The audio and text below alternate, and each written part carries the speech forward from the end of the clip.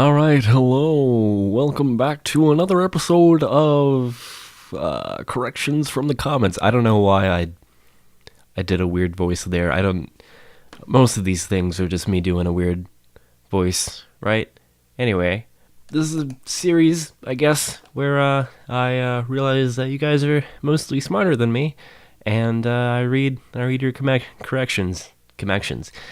your corrections from the comments, and I'm assuming that they're right, but also it's like half of a social experiment because I'm expecting half of people to be like, yeah, that's right, and half of people to be like, well, actually. Anyway, Lunatic says libertarian socialism is not necessarily synonymous with anarcho-communism.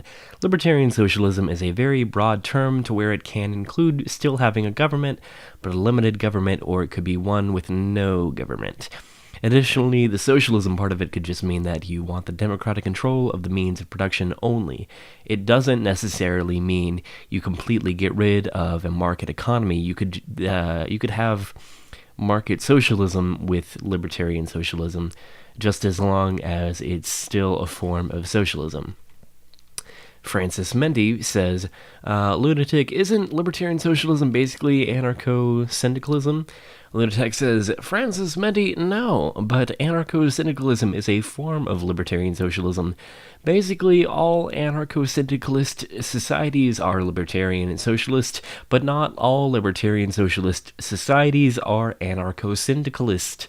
Another form of libertarian socialism, one that I advocate, would include an economic style called cooperative individualism or cooperative economics in general, where there is limited government or no government. You can read about cooperative economics here, and they give a Wikipedia citation.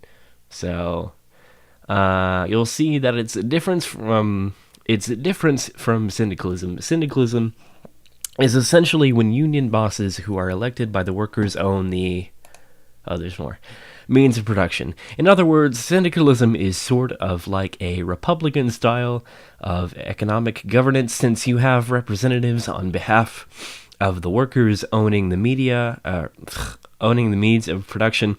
Cooperative individualism isn't Republican, but is direct democracy, and the workers own each business themselves without a union boss owning it.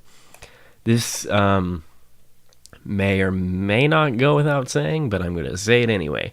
When they say Republican there, they mean like a Republican system of government, not like the Republican Party, like where you have representatives representing you. Just to clear that up, if anybody needed it.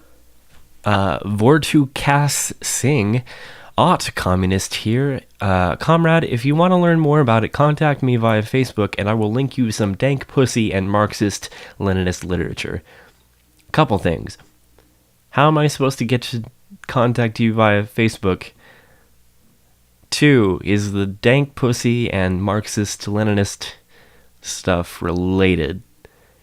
Because if you want to, like, recruit people, I think that might be effective, although I'm not sure how it relates. But you know what? I appreciate the offer. Support the words are hard. Support the global countryside says, if you like Maoism's idea of protracted people's war, then you might also find Third Worldism's idea of global people's war interesting. Essentially, it takes PPW and applies it on a global scale, with individual people's wars beginning in the exploited Third World nations and then spreading to eventually encircle and liberate the First World. Jason Unruhi made a video on it if you're interested. Alright, here's the thing. I don't know much about Jason Unruhi, if that's how you pronounce it. I've watched a couple of his videos, but what I do know is that dude's kind of got it locked down on that front. He's been doing this for like 1,000,000 years, and he's kind of like established that all, and he's kind of got it covered. So I'm gonna let him have that, and I'm gonna have my own little corner, and we're all gonna be good. The next one, Bernardo Grando says, okay, the thing is, the war effort for Trotskyism would be insane, economically suicidal. Let's say Trotskyism was implemented in the USSR, and all the USSR production was directed to support revolutionary wars all over the world. If that happened, the USSR would never being modernized, and Hitler would have won over the USSR, because instead of investing on itself, it would have being investing on the revolution of other countries, even if Hitler was never born or even defeated by Trotsky, and Trotsky took over the entire mainland Europe all the way to Portugal. But Trotsky wasn't really... What? Okay.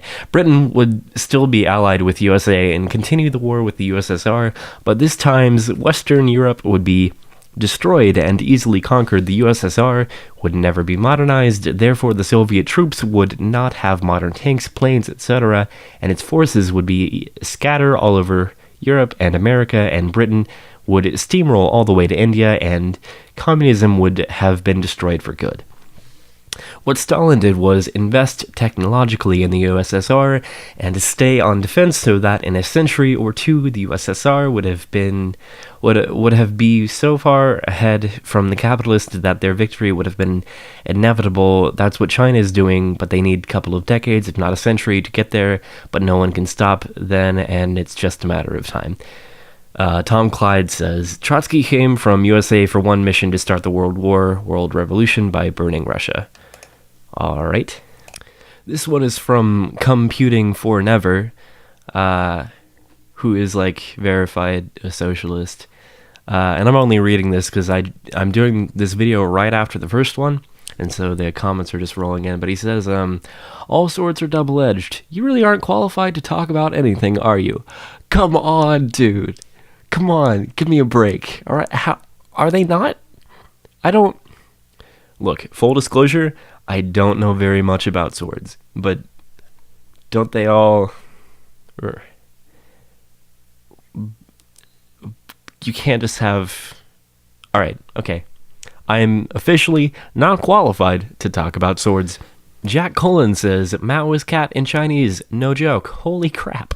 Wow, that's lucky for me.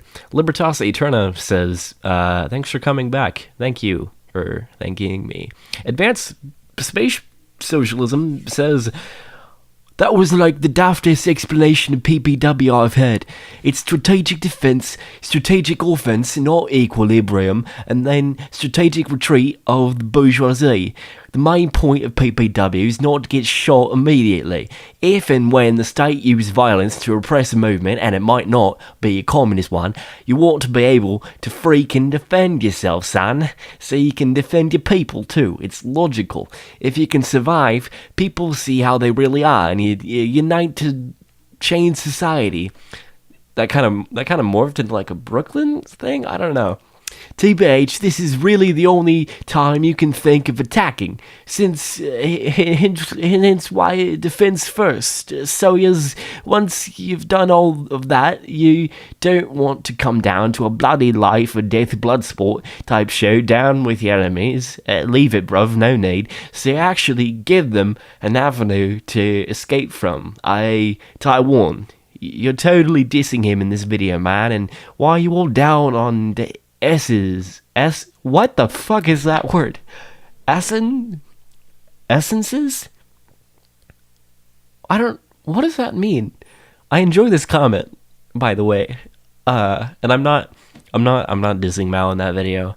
I'm just presenting Maoism as it was presented to me, which is not negatively. Anyway, Mao was a poet in a warrior's body and gave us many vital lessons if we actually want to succeed in positively changing our society and maintaining the life support system of it, etc. I am, however, loving the format. Well, thank you. And as much as that accent was stupid, your comment was not, and I hear you. So, and by accent I meant my accent, not your implied accent. Anyway, Browntown says, French Revolution was so bougie, brah. 239, also, like, bonus comment. AAA, is that an exact Marx quote, or should it have some ellipses? What is that quote from? Good question. I have no fucking idea because that video was like 6 months ago. Saninha says, sorry, I certainly don't want to discredit you, for your intentions are clearly good, but I have to say something. I grew up in a family full of Marxists and read Das Kapital and his manifest. I advise you to do the latter too. I would love to grow up in a family full of Marxists, but that ship has already sailed. So, pure Marxism has nothing to do with an authoritarian state power controlling people and their money. What you are talking about is close to Stalinism. Yeah, the Soviet Union claimed to be based on Marx's philosophy, but failed miserably in its execution. Marx's idea, in very short and simplistic terms, is that a revolution would take place, putting the working class in control, but only to construct a society in which every person is equal, gains equal wages, etc. When such a society would be established, there would be no need for an authoritarian state power because everyone would be equal and therefore satisfied. This is where the Steven Universe failed miserably, among other things. And Blingsko says, wrong, you can't get rid of the state till socialism is global. Otherwise, imperialists will just come in and destroy you. See, that disagreement there is why it's so hard to make these things good, because it's so divisive. Like, everyone has their own interpretations of what any of it means, and God knows there are enough schools of thought. It's like the different branches of religion. That's probably not the best analogy, but like there's so many different schools of thought and differences in definitions that it's really hard to nail down something that can be agreed upon. And it's hard to know what's accurate. So, yeah. There's that. Alright, one last one for this video. A dimwit. Wow, really just came right out there and said it. That should be my name, am I right? A dimwit says, Trotsky pointed out that Russia's economy was essentially feudalistic, but that the Russian bourgeois was incapable of successfully implementing democracy because industrial capitalism was essentially imported. Industrialization did not grow organically under the leadership of the bourgeoisie. Therefore, the bourgeois democracy was not possible, but the proletariat was politically mature to lead through their development of Soviets. So the bourgeois revolution would burn out and the proletarian revolution would take its place. Permanent revolution, meaning the bourgeois revolution would not complete itself, but was continued by the workers. Alright, I'm gonna stop at that one. I guess see you in part 3, because God knows there are enough corrections to do probably like 100 episodes, and they just keep coming.